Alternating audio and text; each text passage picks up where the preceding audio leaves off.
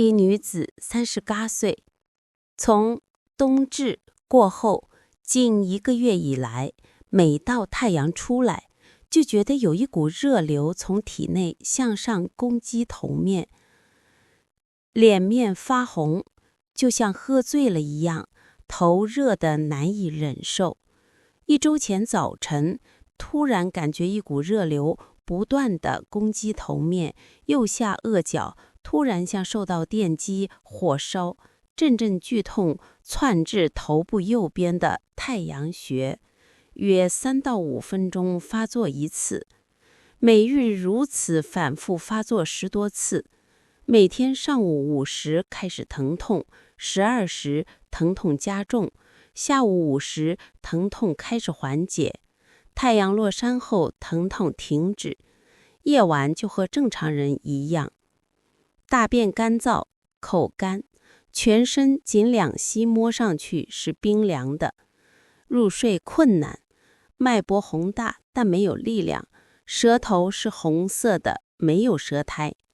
医生认为是体内的液体不足，体内的热就不受制约的往上冲击，并认为体内的热会跟随外部环境的热而加强，这也是每天12时疼痛会加重，太阳落山后疼痛停止的原因。治疗的方法就必须补充体内的液体，限制往上冲的热，并使热回到体内。处方是熟地90克、八戟30克、天冬30克、麦冬30克、茯苓15克、五味子6克、白芍100克、炙草30克、葛根60克。这是1天的量，将这些药材混合熬成汤，汤汁1天分2次喝完。医生总共给了患者3天的药。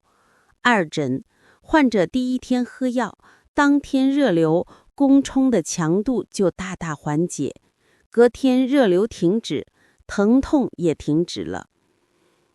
偶尔在下午2点到3点有短暂发作，脉搏也收敛了，面色由红转淡，舌头上生出一层薄薄的白苔。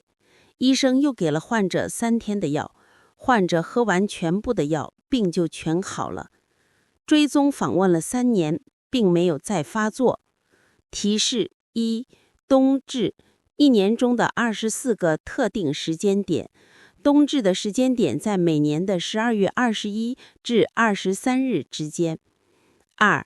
太阳穴，中医名词，它的位置在头部两侧，眼睛后部的凹陷处。思考：1. 患者的症状是从冬至过后发作，医生没有解释原因，观众可以思考。